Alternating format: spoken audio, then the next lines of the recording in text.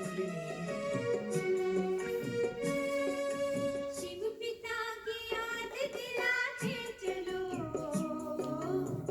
सबके भाग्य बनाते चलो,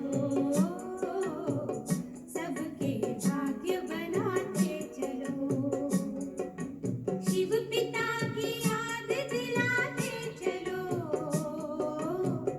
सबके भाग्य बनाते चलो, सबके भाग्य बनाते चलो। सर्वोच्च सेवा है यही, शिव संदेश सुनाते चलो, सबके शिव पिता की याद दिलाते चलो, सबके भाग्य बनाते चलो, सबके भाग्य बनाते चलो।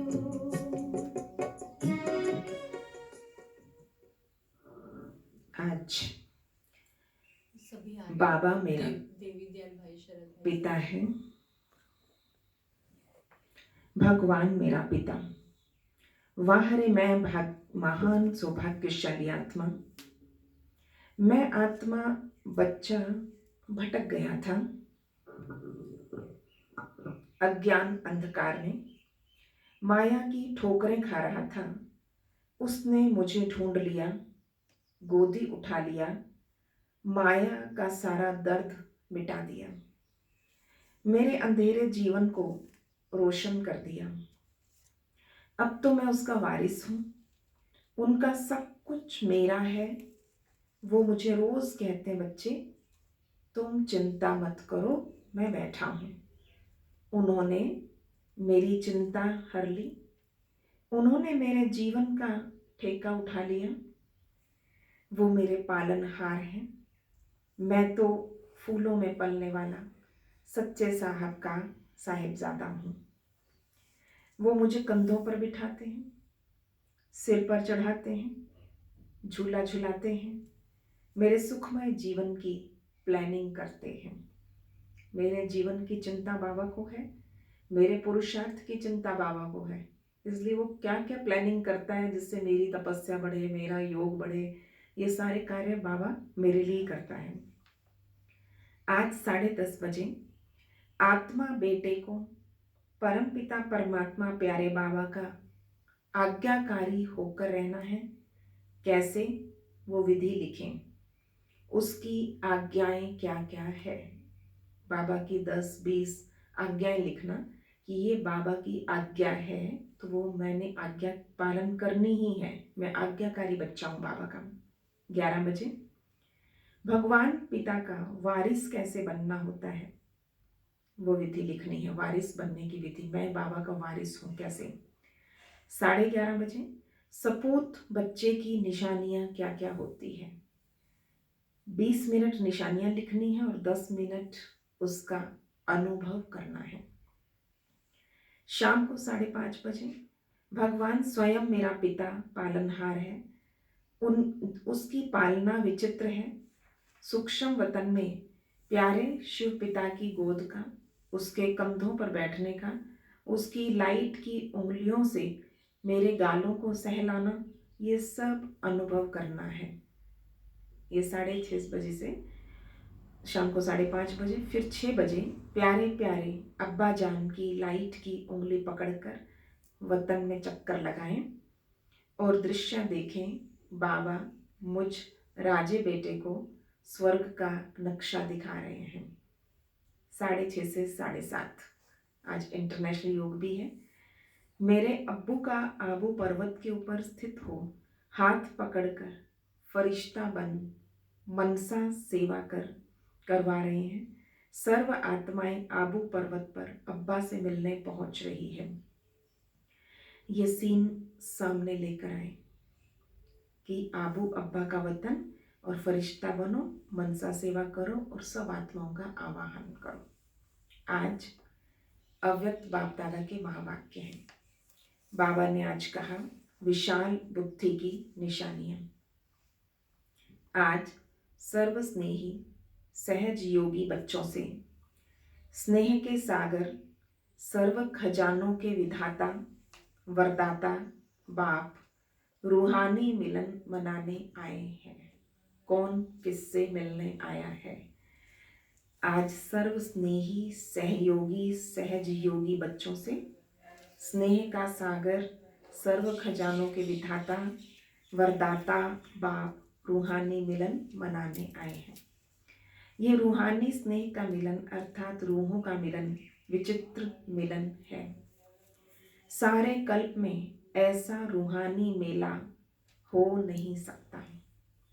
इस संगम युग को इस रूहानी मिलन का वरदान मिला हुआ है। इस वरदानी समय पर वरदाता बाप द्वारा वरदानी बच्चे इस अविनाशी वरदान को प्राप्त करते हैं। बाप का भी विधाता और वरदाता का अविनाशी पाठ इसी समय चलता है। ऐसे समय पर वरदानों के अधिकारी आत्माएं अपना सदा काल का अधिकार प्राप्त कर रही हो। ऐसे रूहानी मेले को देखकर बाप दादा भी हर्षित हो रहे हैं। बाप दादा देख रहे हैं ऐसी श्रेष्ठ प्राप्ति करने वाले कैसे भोले साधारण आत्माएं विश्व के आगे निमित्त बनी हैं, क्योंकि सभी लोग राज्य विद्या, साइंस की विद्या, अल्पकाल के राज्य अधिकार, धर्म नेता का अधिकार, इसी को ही आज की दुनिया में विशेष आत्माएं मानते हैं। लेकिन बाप दादा कौन सी विशेषता देखते हैं? सबसे पहले अपने आप को बाबा ने जो सब बच्चों में साधारण से साधारण यहाँ का बच्चा क्या देखता है? बाबा ने कहा सब में एक विशेषता है, बाप को जानने की विशेषता ब्राह्मण बच्चों में ही है। वो दुनिया में किसी नामी ग्रामी आत्मा में नहीं है। इसलिए भोले साधारण होते हुए वरदाता से वरदान ले जन्म जन्म के लिए विशेष पूज्य आत्माएं बन जाते हैं। जो आज की नामी ग्रामी आत्माएं हैं वो भी पूज्य आत्माओं के आगे नमन वंदन करती है। ऐसी विशेष आत्माएं बन गई। ऐसा रूहानी नशा अनुभव कर रहे हो। यहाँ के साधारण बच्चे हों परंतु पूजन योग्य बन गए, पूजनीय। और दुनिया में कितने भी नामी ग्रामी हो वो पूज्य आत्मा के आगे वंदन जरूर करेंगी। ना उम्मीद आत्माओं को उम्मीदवार बनाना यही बाप की विशेषता है। बाप दादा वतन में भी बच्चों को देखकर मुस्कुरा रहे हैं। अगर किसी भी अनजान आत्मा को कहो बाकी दुनिया में कहीं कि ये सारी सभा विश्व के राज्य अधिकारी आत्माओं की सभा है, मानेगा? विश्व के राज्य अधिकारी आत्माओं की सभा है, क्या मानेगा? आश्चर्यवत हो जाएगा।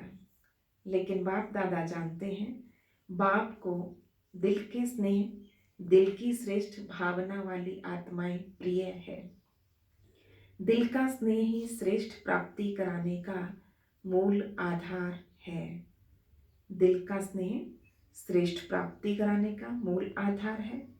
दिल का स्नेह दूर दूर से मधुबन निवासी बनाता है। कहाँ कहाँ से खिंचे चले जाते हैं, है ना? चाहे वो टेम्परेरी सेवा पे जाएं, परमानेंट सेवा पे जाएं, पर वो स्नेह था जो खींच के बाबा के पास ले आया।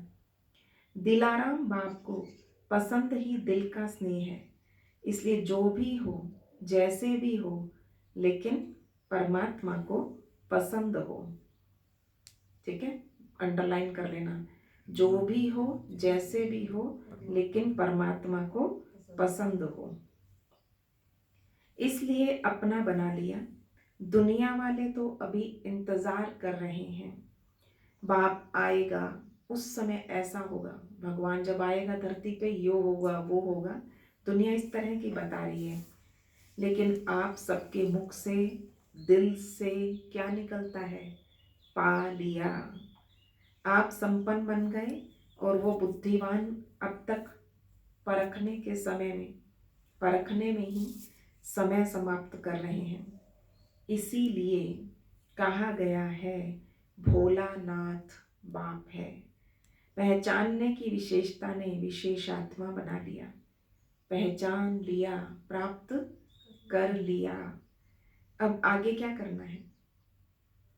सर्व आत्माओं पे रहम आता है तो आत्माएं ना, है तो सभी बेहद का परिवार ना। ऐसा सब पे रहम आता है कि सबको परिचय मिल जाए। अपने परिवार की कोई आत्मा वरदान से वंचित न रह जाए, ऐसा उमंग उत्साह दिल में रहता है। या अपनी ही प्रवृत्तियों में बिजी हो गए हो, अपने देह की, गृहस्थी की, इन सब प्रवृत्तियों में बिजी हो गए हो। बेहद की स्टेज पे स्थित हो। बेहद की आत्माओं की सेवा का श्रेष्ठ संकल्प ही सफलता का सहज साधन है। तो आज बाबा किस पर मुरली सुना रहे हैं? ये मुरली रिवाइज कर रहे हैं हम 30/12/1985 की, 30 दिसंबर।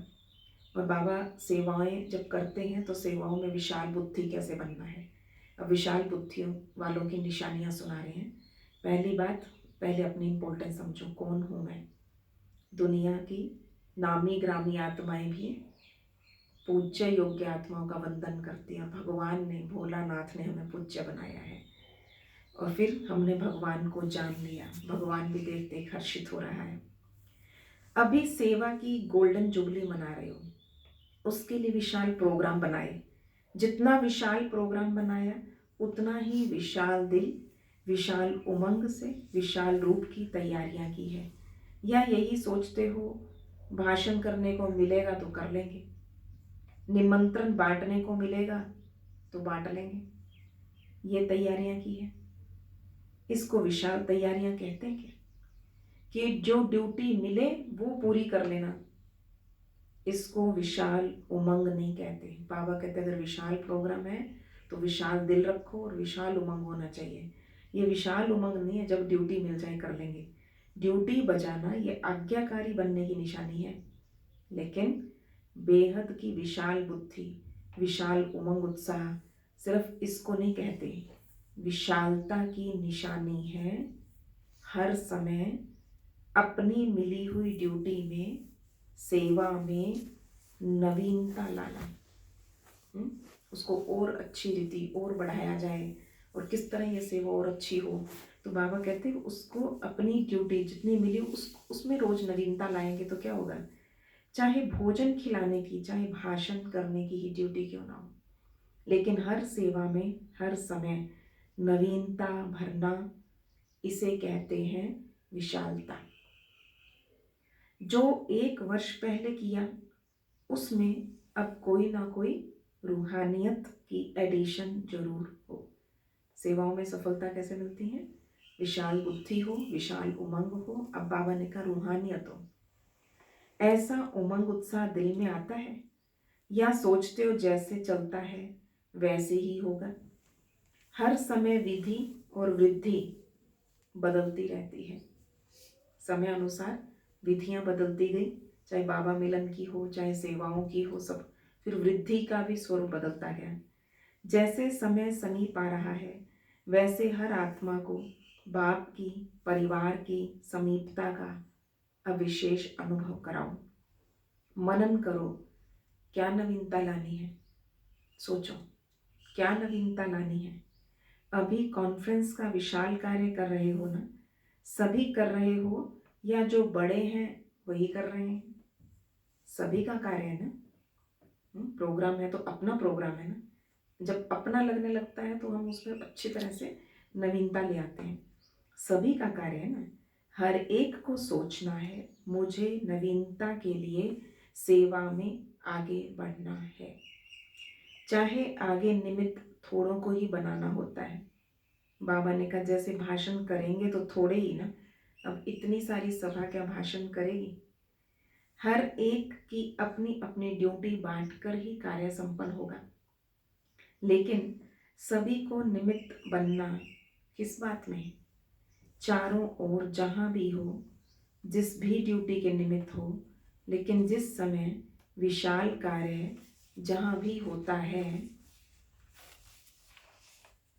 उस समय जब प्रोग्राम हो रहा है तो आप जहाँ भी हो, चाहे कितनी भी दूर हो, उस उतने समय तक सदा हर एक के मन में विश्व कल्याण की श्रेष्ठ भावना और श्रेष्ठ कामना जरूर होनी चाहिए।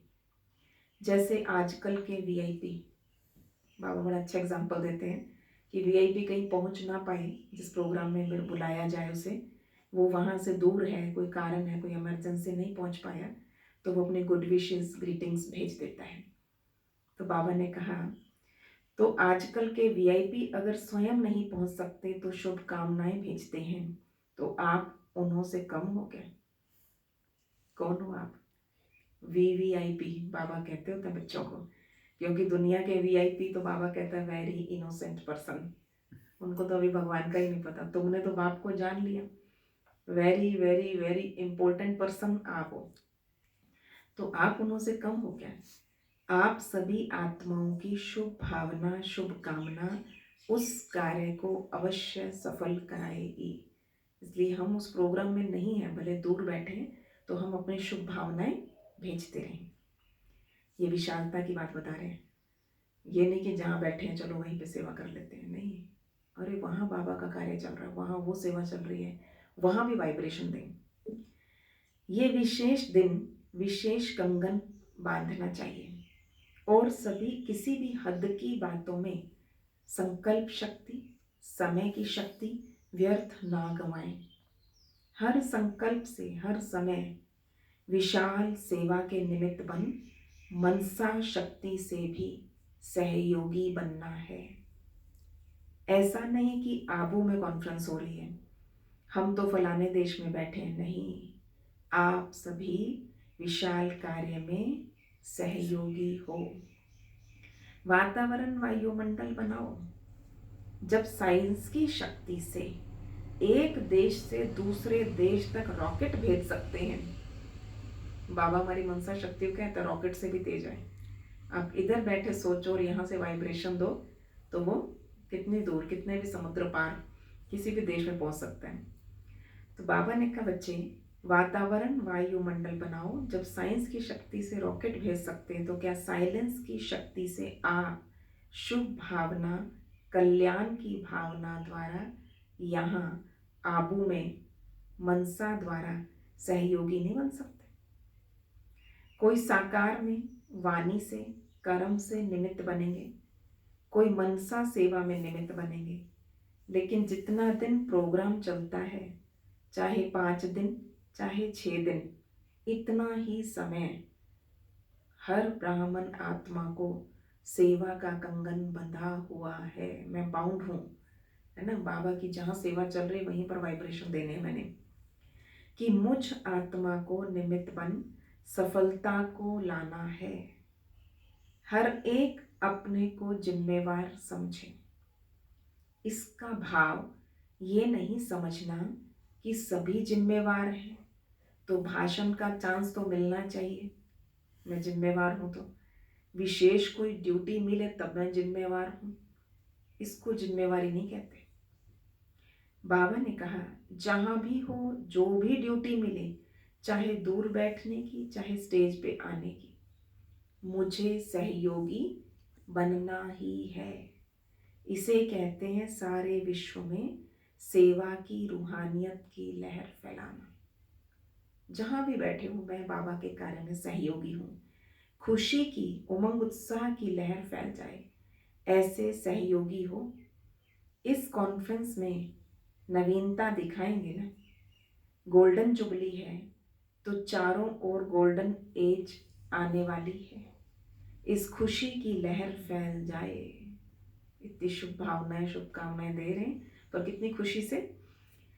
गोल्डन जुबली माना गोल्डन एज आने वाली है, इस खुशी की लहर फैल जाए। भयभीत आत्माएं, नाउम्मीद आत्माएं हैं, उन्हों में श्रेष्ठ भविष्य की उम्मीद पैदा करो। भयभीत आत्माओं में खुशी की लहर उत्पन्न हो। ये है गोल्डन जुबली की गोल्डन सेवा। यही लक्ष्य रखो। क्या करना है? भयभीत आत्माएं, ना उम्मीद आत्माएं, जो लोग डिप्रेस हो जाते हैं ना, और बहुत फियर में इसमें चले जाते हैं, तो उनमें उम्मीद पैदा कर देना, खुशी की लहर फैला देना, ये लक्ष्य रखो। स्वयं भी हर कार्य में मोल्ड होने वाले रियल गोल्ड हैं। तो बाबा ने कहा बच्चे गोल्डन जुबली मनानी है, समझा? जो अब तक नहीं किया वो करके दिखाना है। ऐसी आत्माओं को निमित्त बनाओ जो एक अनेक आत्माओं की सेवा के निमित्त बन जाए। सोचते ही रहेंगे, कई बार प्रोग्राम आ गया, प्रोग्राम के फोल्डर्स तैयार हो गए, हम कहते हैं हाँ ले जाएंगे, हाँ उनको तैयार कर लेंगे, और डेट आ जाती है सामने। जब प्रोग्राम बिल्कुल सिर पे, फिर फटाफट किसी को भी तैयार करके ले जाएंगे कि हाँ भाई हमने तो 10 जने ले जाने थे, फिर किसी को भी तैयार कर लेंगे। बाबा कहते ऐसा नहीं। बच्चे सोचते रहते हैं, लेकिन करेंगे करेंगे कहते समय बीत जाता है और अंत में जो मिला उसी को ही ले आते हो। संख्या तो बढ़ जाती है, लेकिन विशाल सेवा का प्रोग्राम रखते इसलिए हैं कि ऐसी आत्माएं आए जो एक अनेकों के निमित्त बन जाए। चारों ओर सेवा चलती रहती है, अपने अपने स्थान पर भी ऐसी सेवाओं का कार्य तो चलाते रहते हो। इसलिए अभी से गोल्डन जुबली की, स्व के सेवा की और स्व के साथ अन्य विशेष आत्माओं के सेवा की लहर फैलाओ। समझा? स्व सेवा और औरों की सेवा करना क्या? खुशी में रहना है और खुशी की लहर फैलानी है। ना उम्मीदवार में उम्मीद पैदा कर देनी है, वातावरण बना देना है। मोहब्बत से मेहनत करो, इतने प्रेम से करो कि आप जिसको निमंत्रण देने जाओ ना, वो ना करने वाला भी हाँ कर दे। इतना प्रेम से। स्नेह ऐसी वस्तु है जो स्नेह के वश ना वाला भी हाँ कर देता है, समय ना होते भी समय निकाल लेते हैं। ये है रूहानी स्नेह। तो धरनी बनाओ। ऐसा नहीं सोचो कि ये धरनी ही ऐसी है, यहाँ सेवा नहीं उठती, यहाँ तो लोग निकलते ही नहीं है, यहाँ तो ज्ञान सुनते ही नहीं है। बाबा कहते हैं ऐसे थॉट मत करो कि ये धरनी ऐसी है, ये लोग ऐसे हैं। आप कैसे थे? आप सुनने वाले थे क्या? बाबा के ब्राह्मण बच्चों, बहुत ढेरों ऐसे बच्चे हैं जो ज्ञान सुनने को तैयार नहीं थे शुरू में। आप कैसे थे? बदल गए ना? शुभ भावना का सदैव श्रेष्ठ फल होता है। अच्छा, अपने घर में आए हो तो ये तो बाप को भी खुशी है, लेकिन समय तो हद का है ना। जितनी संख्या उतना ही बंटता है। चीज़ 4 हो और लेने वाले 8 हो तो उतनों में बांट ही देते हैं ना। फिर जब आई गए तो उसी विधि से करेंगे तो बाप दादा को भी विधि प्रमाण चलना पड़ता है। बाबा के बच्चों की संख्या बढ़ती जा रही थी तो बाबा मिलन की विधि बदल रही थी। पहले एक एक से पर्सनल मिलते थे, फिर ग्रुप में मिलने लगे, फिर बाबा पूरे एक एक जोन से मिलने लगे। खड़े हो जाओ, हाथ खड़ा कर दो, चलो भाई बाबा मिल लिए, उनसे बात कर ली। तो विधि प्रमाण चलना पड़ता है। बाप दादा ऐसे तो नहीं कह सकते हो इतने क्यों आए, भले आए। अपने घर में आए हो तो भगवान रिफ्यूज़ नहीं करता किसी को। भले आए, स्वागत है, लेकिन समय प्रमाण विधि बनानी पड़ती है। हाँ, अव्यक्त वतन में समय की सीमा नहीं है, वहाँ टाइम बाउंड नहीं। हम महाराष्ट्र भी कमाल करके दिखाएगा।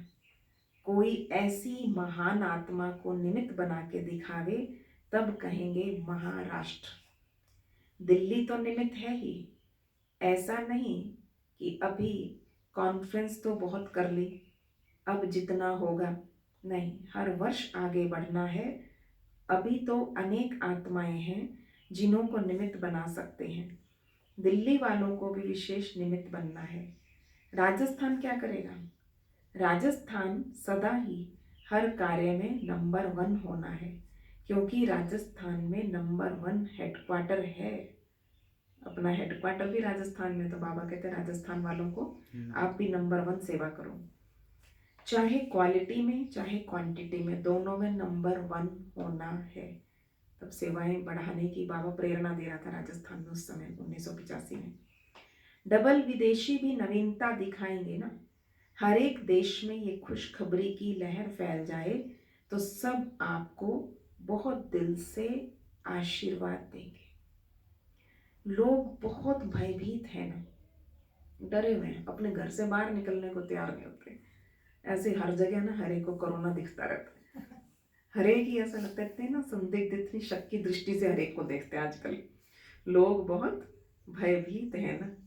ऐसी आत्माओं को रूहानी खुशी की लहर में ले आओ, जो वो समझें ये फरिश्ता बनकर शुभ संदेश देने के निमित्त बनी हुई आत्माएं हैं। समझा?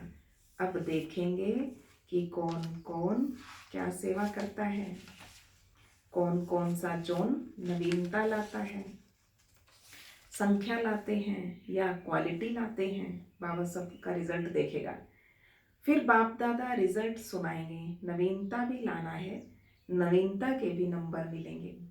अच्छा, सर्व स्वराज्य विश्व राज्य के अधिकारी आत्माओं को, पहला है स्वराज्य सो विश्व राज्य अधिकारी, सदा बेहद की सेवा में बेहद की वृत्ति में रहने वाली श्रेष्ठ आत्माओं को, दिल विशाल, सदा विशाल बुद्धि, विशाल उमंग उत्साह में रहने वाली विशेष आत्माओं को, सदा स्वयं को हर सेवा के निमित्त जानकर निर्माण करने वाली सदा श्रेष्ठ और बाप समान सेवा में सफलता को पाने वाले ऐसे रूहानी आत्माओं को रूहानी बाप की याद, प्यार और नमस्ते जी।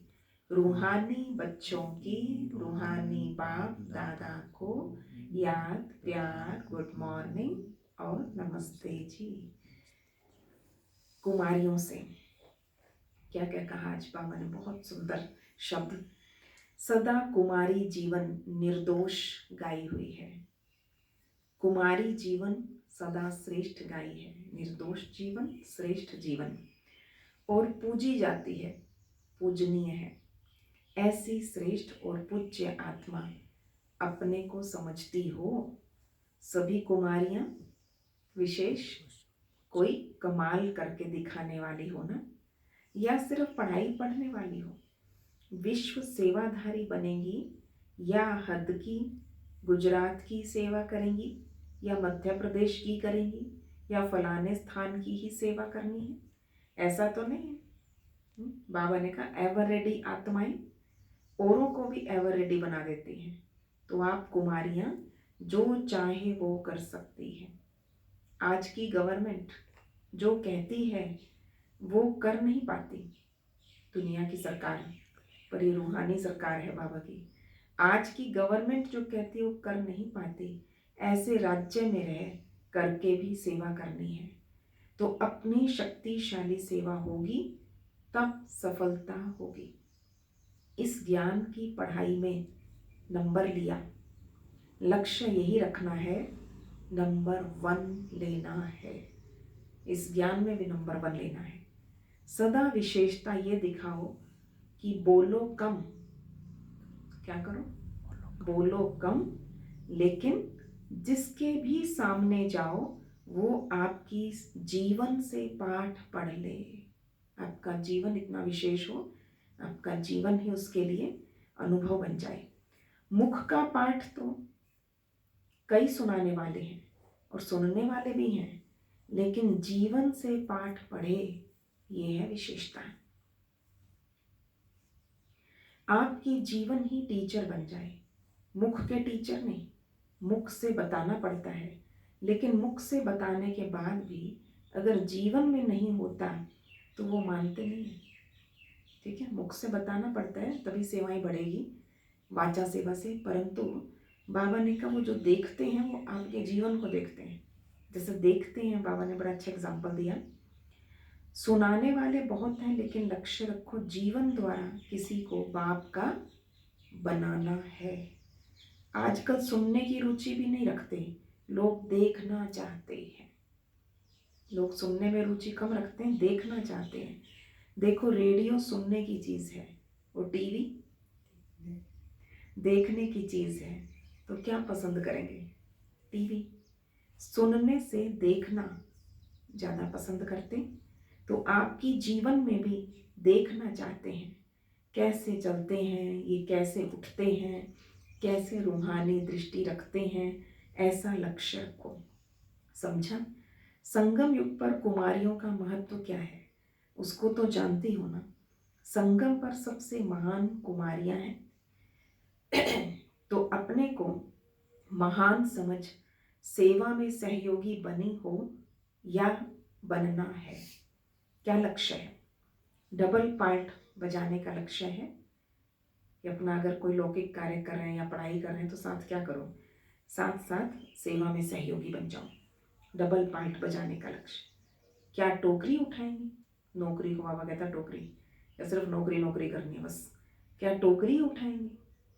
अच्छा, आज का वरदान है बालक और मालिकपन की समानता द्वारा सर्व खजानों में संपन्न भव। बालक और मालिकपन की समानता द्वारा सर्व खजानों में संपन्न भव। जैसे बालकपन का नशा सभी में है, हम किसके बच्चे हैं? बाबा के। तो ऐसे बालक सो मालिक अर्थात बाप समान संपन्न स्थिति का अनुभव करो। मालिकपन की विशेषता है जितना ही मालिक उतना ही विश्व सेवाधारी के संस्कार। मालिकपन हो, अथॉरिटी हो, पर सेवा के संस्कार हो, विश्व सेवाधारी के, सदा इमर्ज रूप में रहे। मालिकपन का नशा और विश्व सेवाधारी का नशा समान रूप में हो, तब कहेंगे बाप समान। बालक और मालिक दोनों स्वरूप सदा ही प्रत्यक्ष कर्म में आ जाएं, तब बाप समान सर्व खजानों से संपन्न स्थिति का अनुभव कर सकेंगे। स्लोगन है, ज्ञान के अखुट खजाने के अधिकारी बनो तो अधीनता समाप्त हो जाएगी। ज्ञान के अखुट खजाने के अधिकारी बनो तो अधीनता समाप्त हो जाएगी। आज बाबा ने सूचना है आज की मुरली में कि अंतर्राष्ट्रीय योग है, आज थर्ड संडे है, 6:30 से 7:30 बजे तक सभी भाई बहनें संगठित रूप में जहाँ भी हैं, आज बाबा ने कहा ना वहीं से वाइब्रेशन देने हैं, तो फिर भी घर में 4 लोग हैं तो चारों संगठित बैठना। योग अभ्यास में अनुभव करें कि मैं आत्मा बीज रूप बाबा के साथ कंबाइंड हूँ। मैं सर्व शक्तियों से संपन्न मास्टर ज्ञान सूर्य हूँ। मुझसे सर्व शक्तियों की किरणें निकलकर चारों ओर फैल रही है। ये आज का अभ्यास रहेगा। और आज बाबा पिता है, बाबा है मेरा, तो अपने पिता से, अपने बाबा से किस तरह से सारा दिन उनके साथ जाना, जिम्मेवारी अपनी समझना, उनके साथ बातें करना, बाबा को पत्र लिखना अपने पिता को, तो हर चीज़ पिता को सामने रखते हुए और पिता का आज्ञाकारी भी बन के चलना है, पिता का वारिस बनना है मैंने, और पूरा वर्षा मुझे मिले उसकी विधि क्या है। ओम शांति।